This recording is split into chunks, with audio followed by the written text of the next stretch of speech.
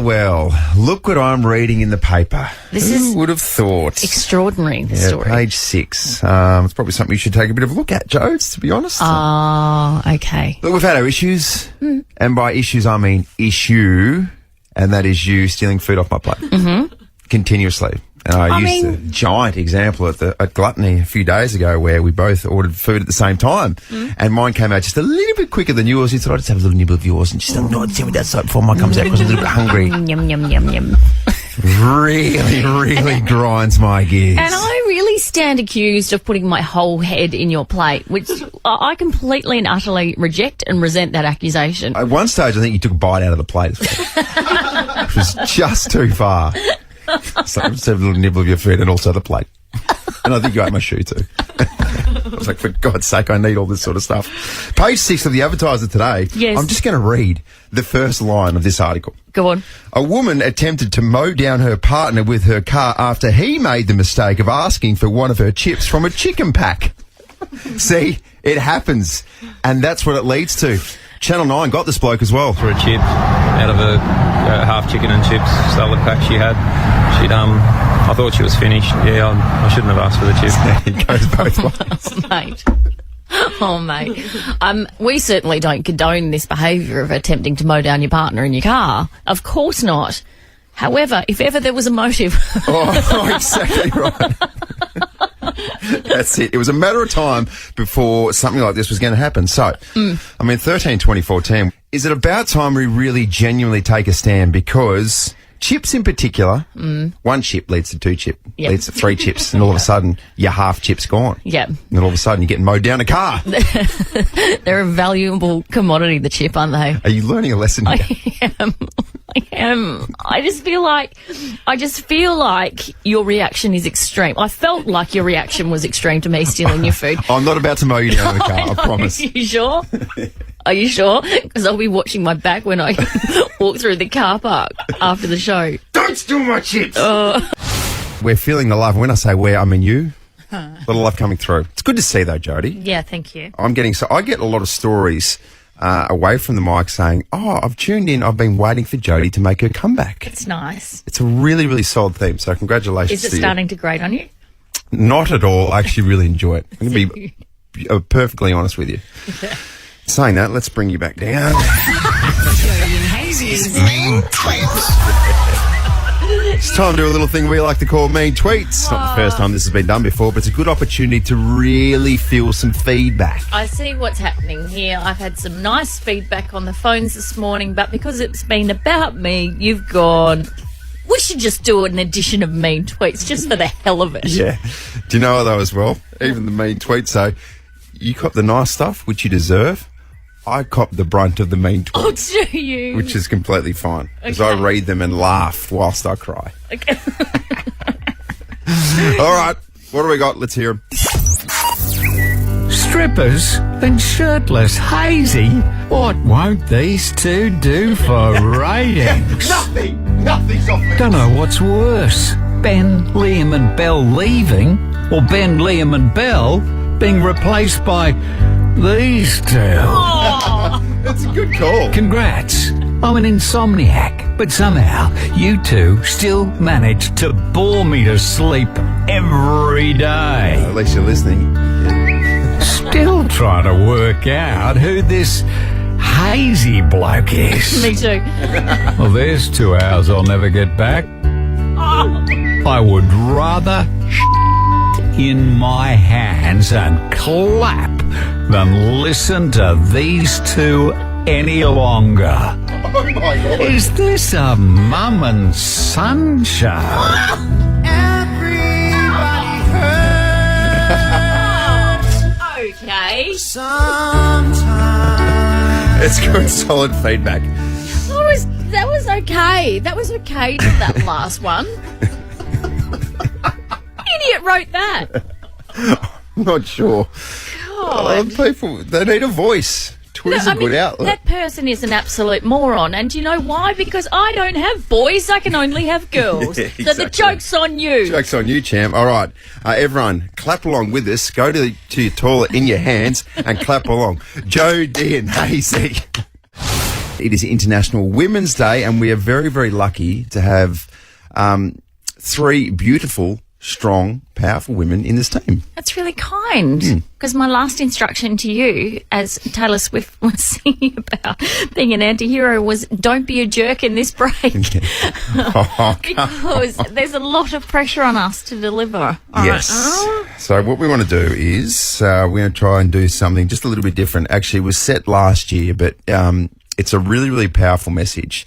We've asked newsreader Abby and yourself, Jodie, to pen a letter to your 13-year-old selves. So, who would like to go first? Abby.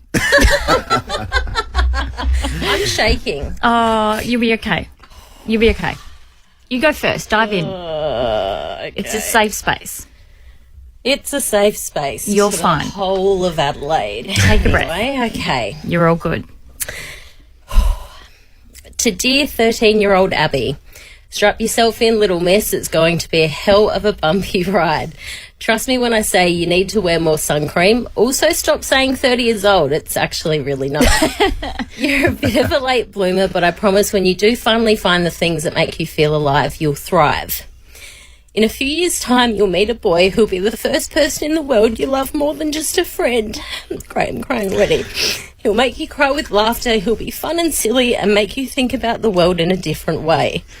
But he'll decide that this world isn't where he wants to stay, and you'll spend the next 20 years asking yourself, what could you have done to make him stay? Grief is not linear. You won't just wake up one morning and be okay without him. You'll cry a lot, you'll be really angry, and the pain will make it hard to open yourself up to love in the future. But please promise me, don't ever close yourself off. We all have different pathways, and maybe in this life you'll find your person, get married and have kids, or maybe you just have heaps of sausage dogs and a really, really big wardrobe. You like to be hard on yourself, extremely hard, and we have so much hard work to change this, and I want you to start now.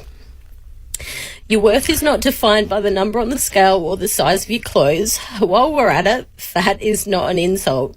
If someone uses that term to offend you, it says more about them than you. Work out because it makes you feel good, not because you're told to. Eat well because you want to feel good, not because you're forced to. You will eventually find the answer as to what's going on inside your body, and it will help you take control of a very, very long and exhausting weight journey. Take opportunities when they arise. You will be asked to move interstate one day for work, and for God's sake, say yes. Work the rest out later, and don't worry, Tank, your sausage dog is more resilient than what you think. You will learn what you think is what you attract, and when you figure this out, my darling, oh my goodness, you're a scary force to be reckoned with. It will take your career all over Queensland before you return home, and you will become the person that you, at this tender age of 13, can only dream about one day. Be kind, leave a legacy behind that people remember because you had a smile on your face and did what you could for the person less fortunate than you. Please, be nicer to your parents. They love and care about you and only want what's best. Life is short. Pay your taxes, and for God's sakes, pay those bloody parking fines. Ask for help, stand up for what you believe in, even when your voice shakes. But most of all, please, please, please forgive yourself and decide much sooner in life to love yourself. It'll make things so much easier. Love your 33-year-old self. Oh, I lasted 2 seconds and started crying. Wow, that's amazing. Oh, goodness me. Abby, we're on tears about 10 seconds in, I reckon. Oh, my God. Yeah, that's a story I don't really talk about. It happened, my first sort of, I guess you could call him boyfriend.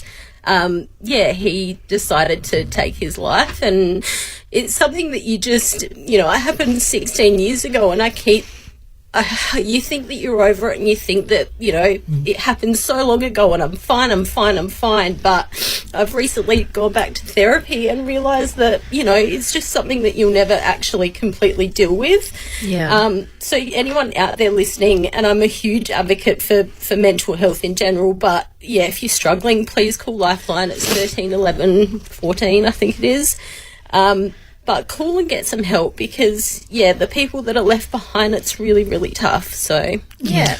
Abby, well done. Thank That you. was so Well done. That was Amazing. That was so incredibly brave. Can we come back and do mine? Because I need to regroup after that. I genuinely do. Yeah, incredible stuff. So, yeah, Jodie, we'll get your letter coming up, but we just need to regroup for a second. Sorry. Bloody hell, Abby. Are you going to be able to read the news? I'm going to run back in and try my best. All right.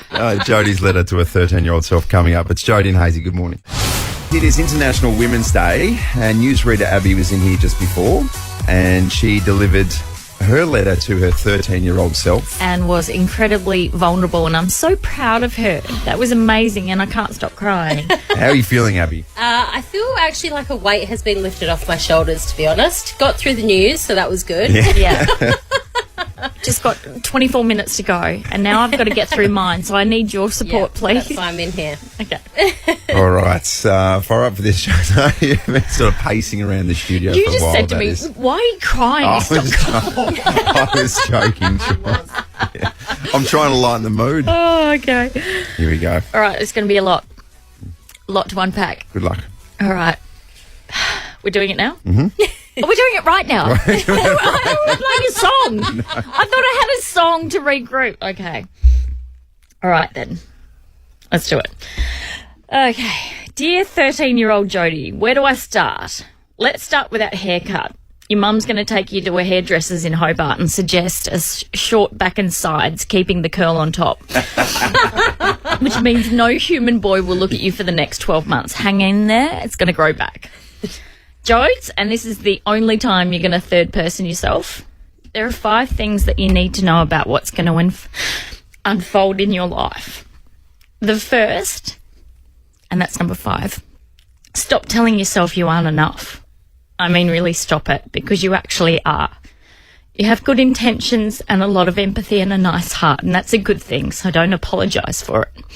You're also going to like sportsmen, like a lot, and that's okay. You'll marry a couple. It's fine. Sorry. Number 4, you're going to feel like a total imposter in your career, and it's going to be exacerbated by people saying truly awful things on the internet about you. But you need to calm down, because things are going to be okay. And just know you aren't alone in feeling like a woman who's a total fraud in the workplace. Number 3, I'm going to say, this is like yours, Abs, be nicer to your body. You're going to spend your days telling yourself you aren't thin enough, you're not pretty enough.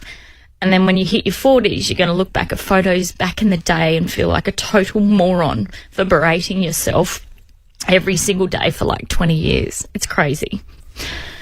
Number 2, Jodes, you're going to have a lot of children. You're going to have 4 of the most beautiful girls you can ever imagine. And they're going to bring you so much love, light and joy. Hug them and love them hard, because you will never do anything more worthwhile in your life than raise those beautiful little blonde babies. So work a little bit less and inhale those girls more and show them that being a woman is about being strong and being capable. Number 1, you're going to meet some men. And the first couple will almost break you. But hang in there, because you'll find reserves of strength you didn't know existed when it all falls apart. And those men don't define who you are. Ride the wave, because you will eventually find your forever person, and he's going to heal your heart, and you will marry him and be forever grateful every day for his kindness. The other guy you'll meet will be your work saviour, and that's you, Andrew Hayes. He will be kind, talented and obsessed with NBA, and he's going to push buttons on the panel that he's not supposed to. But he will become one of your best friends and make you laugh every day, and he will never understand how grateful you are to him for being exactly who he is. So finally, young Jodie, you just need to know that you're going to be okay, and being a woman is a gift, and you'll be surrounded by other incredible women. So embrace them, make it your mission to bring light into every room you walk in, and definitely don't invest in marrying Ivor Davies from Ice House. That's never going to happen. Not going to happen. It's not going to happen. Oh, well done, Jodes. It does give us a bit of an excuse to play this as well.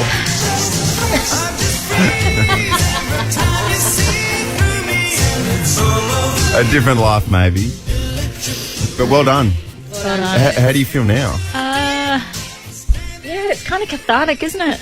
Do you know what's really interesting? Because for me, I'm new to journalism. I've been in this for 5 years, and I look at someone like you and I just go like, Jodie, incredible. I was so nervous when they're like, it's Jodie who's going to be doing the brekkie show. I'm like, oh my God. But, you know, to know that there's every woman out there who judges themselves and who thinks that they're not good enough and thinks they're an imposter. I look at you and go, if I have a career like Jodie's, I'd be stoked. And to know that you face those things.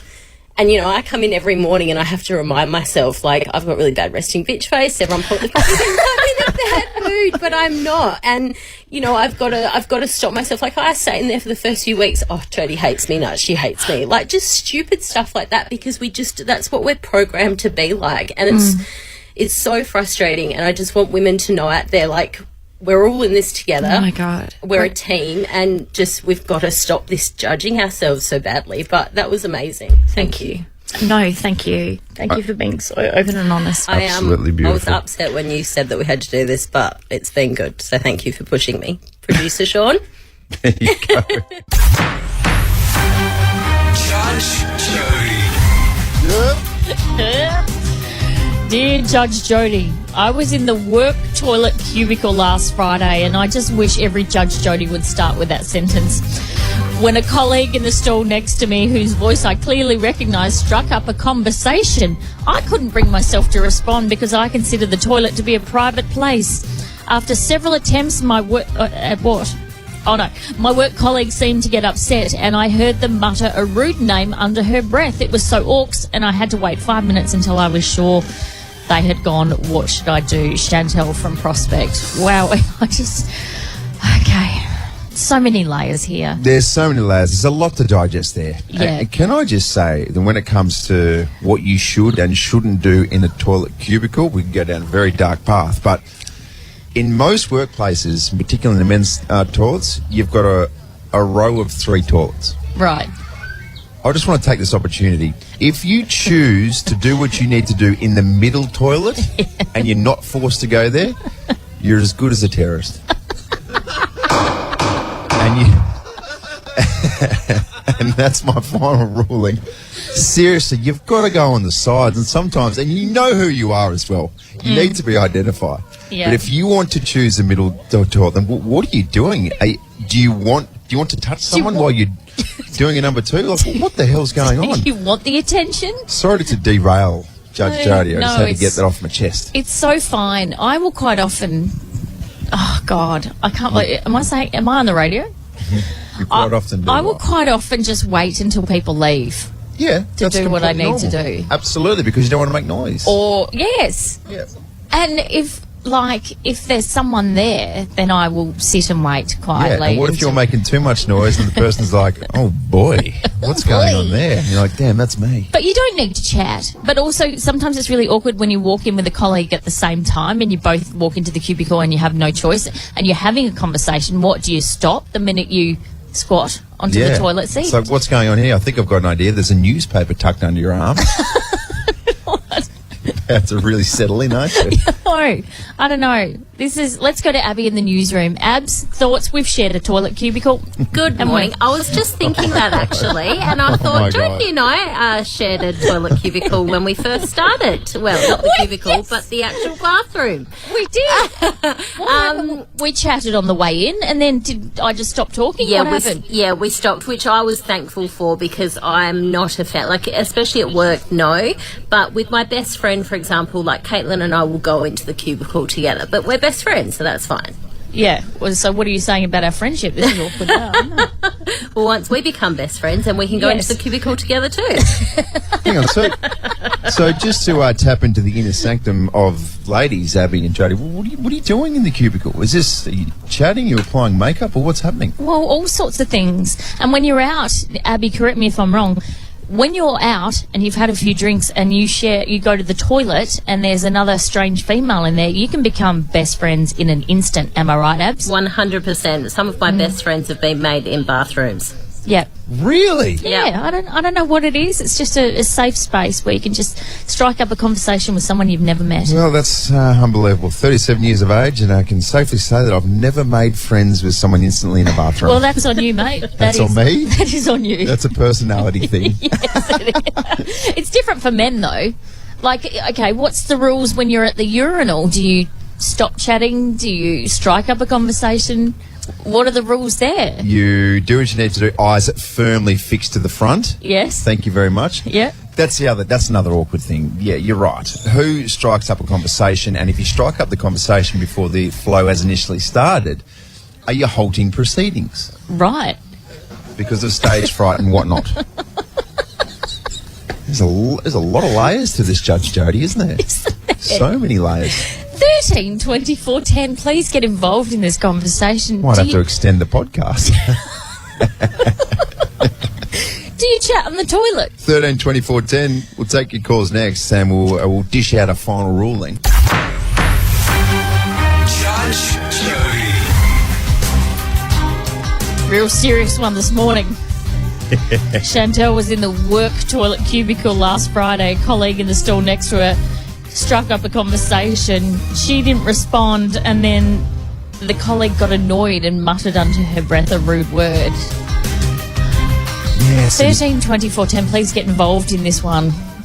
Do you chat in the toilet? Yes. We can sort of broaden it as well to include the guys at the urinal. What I was saying before is if it's the initial stages when you really get yourself there, it can disrupt the flow. If it's someone you don't know. I need to drill down on this. What do you mean? It distracts you from what you're supposed to be doing? It's what you're supposed to be doing, because probably the hardest part is the initial release, and then everything's fine from there. To really, really tiptoe on the edge of what I can and can't say. But sometimes a chat can distract you from your purpose in being there. Yeah, right. Okay. Particularly if it's with a stranger. Okay, let's go to Emma. Emma, save me, please. Good morning. Good morning, guys. No, definitely not. Especially as a grown adult, you need to have peace and quiet, and especially if you have children, because when you have children and they're next door to you, they want all types of things handed over the top, underneath. So no, definitely not. Right, no chatting on the toilet. No. All right. Thank you, Emma. Good. I mean, one of the worst things in life when you're a mum or you're a dad is like you go to the toilet to get just 3 minutes peace. 3 minutes peace. And on occasions they will still follow you. Yeah. They'll trottle in and they'll go, Mummy, I'm hungry. I'm like, can I just perform this bodily function? Yeah, I know. Please. Which is actually turns into your little time out. And now I've noticed it as well, that when my daughter goes to the toilet, I need to be sitting there a metre away from her watching it. Sit there down. Why can't they go by themselves? Well, this will change pretty soon. My 3-year-old is like, Mummy, I need to go to the toilet. I'm like, well, you know what to do. And she's like, no, come with me. I'm like, for the love of God. Morgan, good morning. Are you a chatter? Are you a chatter on the toilet, just really drilling down on the big topics this morning?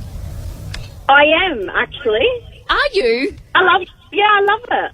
Okay. All right, talk us through it. And how do you initiate conversation, Morgan? Well, it depends. If you're walking at the same time, it's kind of awkward. So if you don't talk, then, like, they're in there and you know they're in there, and it's just, it's awkward if you don't talk, I think. But if you start a conversation before you go in, then it's not awkward. Right. But don't you want to give it a rest while you have to do what you have to do? Yeah. I don't know. I think, other people might think I'm weird, but yes. All right. Morgan is a toilet chatter. You're that person. Hello, who's next to me? How are you? How's it going in there?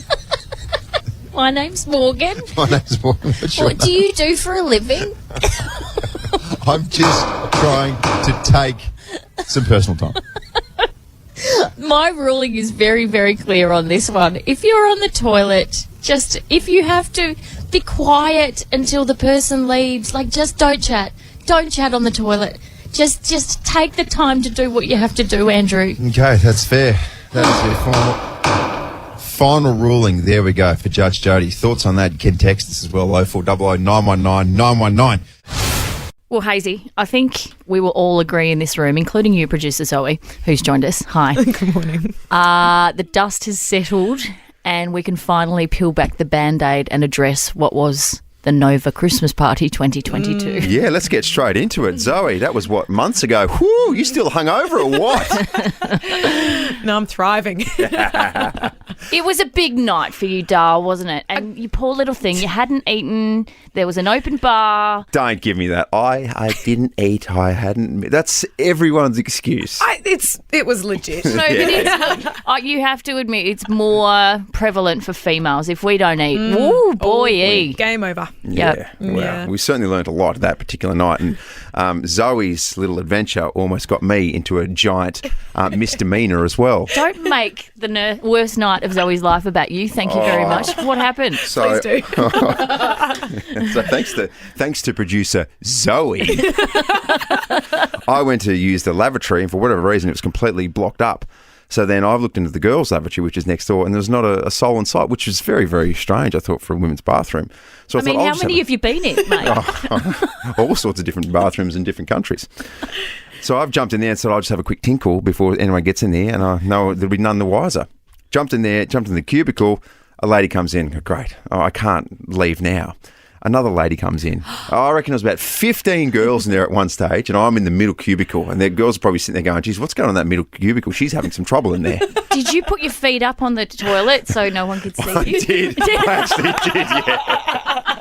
I mean, like, why is this girl wearing leather boots? Strange, and black jeans. What a combination. So anyway, I have texted one of the bosses, Katie Bridges. Why? Because I could hear Katie.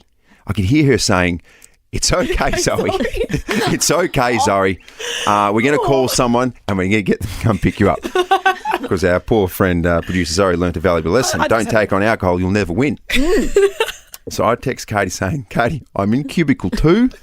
I don't know what to do. I don't want to make a scene. What do I do from here? Bearing in mind, you've just taken on a new position as a breakfast presenter on Nova 919 and no one knew who you were. Do you think first impressions are important, particularly in radio? Do I want to be the bloke who cruises out amongst a bunch of ladies from the girls' toilets on day one? That won't get them talking, will it? Oh, my gosh. So no response at all. And then eventually, I reckon after about 20 minutes, and probably the girls are thinking, wow, she's really having some digestive issues in there. Yes. But bless her, she doesn't smell at all. Strange. I eventually went out there. I told Katie what happened. She's checked her phone then. She goes, oh, my God, that's hilarious. For you. And I'm sweating. Unbelievable situation. Got through it. But I tell you what, if I go back in time and if we could take a real strong lesson with this, and what did you learn from that particular night, producer Zoe? Don't drink with Jodie. Yeah. It's that time of the day. We like to call it Jodie's diary, but I feel like it's a chance for Jodie just to have a crack at me. Anyway, enjoy. Jodie's diary. Dear diary, well, what an absolute shit show it's been this week. Normally it's Andrew who stuffs up, but on this occasion I squarely blame another Andrew, the suburb. Except from Andrew's Farm. Andrew's Farm. I didn't know that Andrew owns several farms. I thought he just had the one. And my other suburb nemesis made a return. Let's go to Rebecca from Seafood Meadows. Whose team are you on from Seafood Meadows? And apparently I really like to double down on information. That's right. Every single game. Plus it comes with full reciprocal rights to other venues like the MCG and Marvel Stadium. Which one's the Western stand? Western State. I think that's on the western side. I don't know how else to explain it. Every single game, plus it comes with full reciprocal rights to other footy venues like the MCG and Marvel Stadium. We crossed to LA to speak to the consummate pro Sonia Kruger, who spoke about another pro that once got caught up with Hugh Grant in the back of a car. He's had a bit of a history in his life. There have been a few things that have gone down for Hugh, pardon the pun, but there was some interesting press a while back in Hollywood, corner of Hollywood and Vine, as I remember correctly, something like that. Dari, I revealed that my husband has organised a 2-week trip overseas in Europe, leaving me at home with the kids, which was really well received by my loyal team. I think we can safely start this chant. Greg, Greg. Turns out they love my husband as much as Hayesy and I unashamedly love Chad Kruger. It's the fact that Avril hasn't been nominated for about 46 years because she hasn't had a hit for a while. Is she Canadian? Yeah. I didn't know that. Yeah. I thought to get rid of protesters, she just would have played a bit of the X's music. In saying that, can I just say, Yeah. I don't want to be one of those people that hates on Nickelback for no reason. Oh, never hate on Nickelback. I love them. Good stuff. Yeah. In saying that, I could not find that in the system. Okay. Had to bring it in from an outside source. Okay, that's fine. And finally, Hayesy joined the shit show. A big show coming up as well. Judge Jodie. Yes, she returns with a dilemma. Whoops. What? No. Judge Jodie. Sorry, I said the wrong thing. How ridiculous. I was like, hang on, Judge Jodie. That was yesterday. And I'm the one who's saying that. Get the wrong sheet here. That's okay. Here we go. Dead or alive.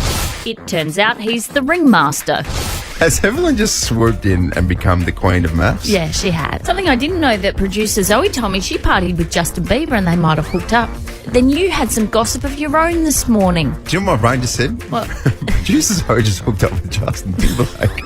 Wait, Justin Bieber hooked up with Evelyn from Mass, not producer Zoe with Justin Timberlake. And then you had some gossip about Devin Booker. So Justin Timberlake hooked up with producer Sean, who's married to Zoe, who's in a relationship with Abby, who's married to producer Sean. He had one job, and that was to talk about Devin Booker and Jenna Ortega from Wednesday. Devin is a type of meat. Wednesday is a day of the week. And he was so happy for Alicia, he congratulated her twice. Let's go to Alicia from Aberfoyle Park. You're coming tonight. Amazing. Thank you so much. You're welcome. We'll see you tonight. Shaw from Pennington. Ciao. Feel like having a bit of a party on a Thursday night? Yeah, absolutely. Who doesn't? Exactly right. Exactly right. All right, we'll see you tonight. Alicia. Yeah, I'm still here. So Lee, we just spoke to Alicia. Sorry, I just went back. Just pushing all these buttons like, oh, what's this one do? What's this one do? And they just sort of all mash together. That's fine. All right. Do you want to go back to Alicia again? Hey, can we call Alicia again? We'd like to speak to her for a third time. So to Alicia, well done once again. Congrats also to producer Zoe and Justin Timberlake on their burgeoning romance. And to my absent husband, have a great weekend. Well, there you go. Just another opportunity to really air your thoughts, which actually really destroy my heart. Just kidding. It was a lot of fun. Jodie and Hazy's Ask Us Anything. Good morning, producer Sean. Good morning.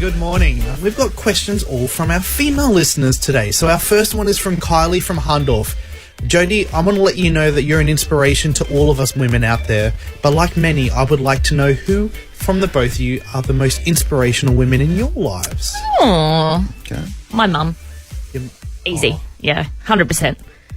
She is the kindest, most beautiful human I've ever met. And every day I just look at her and just go, that's who I want to be.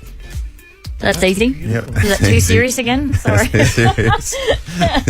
Joe's going to be very dehydrated by 9 o'clock. I can feel the tears coming again. Oh, dear. I have some beautiful women in my life. So, obviously, I came from a family where we had so much love and from such a beautiful mother and father. But my sister as well, I wouldn't say raised me, but she was 2 or 3 years older than me. So, she was such an amazing influence and directed me so beautifully. So, but now, and I watch my wife be a mum, it's ridiculous. It's just, yeah, it's inspirational. And I spend an hour with the kids and go, oh my God, how are you doing this? And she was born to be a mother, and it makes, if I was working 26 hours a day, it'd be nothing compared to how good she is at being a mother. So Do you know the nice thing is too? Very, very lucky. And Jodie, and you, very lucky to be in this working relationship with Jodie. And all the girls at Nova as well. Like we're very, very lucky with the people that we're working with. And I have to say about you, one of the things that I love the most is the way you speak about your wife. Like, you have so much respect and love for her. And just the way, I think all men could take a leaf out of your book. Jeez, I hope it goes both ways. I hope when Cara's catching up with the girls. You're going to be one of those old couples that have been together for 50 years. I know, I can see it. All right, our next question is from Frankie from Manningham. What does Frankie want? She just wanted to let you know she loves listening to the show, but she'd like to know what your worst dating experience is. Okay. I've got a couple. You go first then. Okay, I've actually told this story before, I think, where I went on a date with a young lady in Sydney, and she was a backpacker in Bondi. And I went to the toilet at the pub, and when I came back, I knew exactly how much money was in my wallet because I was a 19-year-old who knew every single cent that was attached to his account. And she had taken $70 out of my wallet. Oh my God, she stole from you. She stole from me. First date? Yeah, first date. And then I still paid for dinner. And the date ended there. Yeah, unbelievable. And also I went on a date with a young lady who was a Mormon, but I didn't know. Right. And then God. we got 20 minutes in, and before we started to get to know each other, and for the first time and only time in my life, we said professionally, what are we doing? This isn't. Yeah, we're not going to work. We're not compatible. Like professionally said, why don't we just call it a night? Nice to meet you. Yeah, I met a guy. And then I cried for 2 months. I met a guy. We went on one date, and then we literally went back to my apartment. Nothing happened, I swear to God. But he took a video of it and sent it to all his mates, going, "Here I am in her apartment." How awful is that? Yeah, cleaning her dishes. So that was that. That's how romantic. All right. Yep. Our final question from Courtney from Regent's Park. If you could trade lives with one person in the team, and by the team I mean the Nova team, who would it be? It's interesting because I want such to be an you interesting and bunch. just have nothing in my head. What do you mean? There's all sorts of good stuff happening in my head. Oh, there's that. There's that as well. I got this. That's always happening in my head. How very dare you? I'd like to swap places with producer Sean just for one day.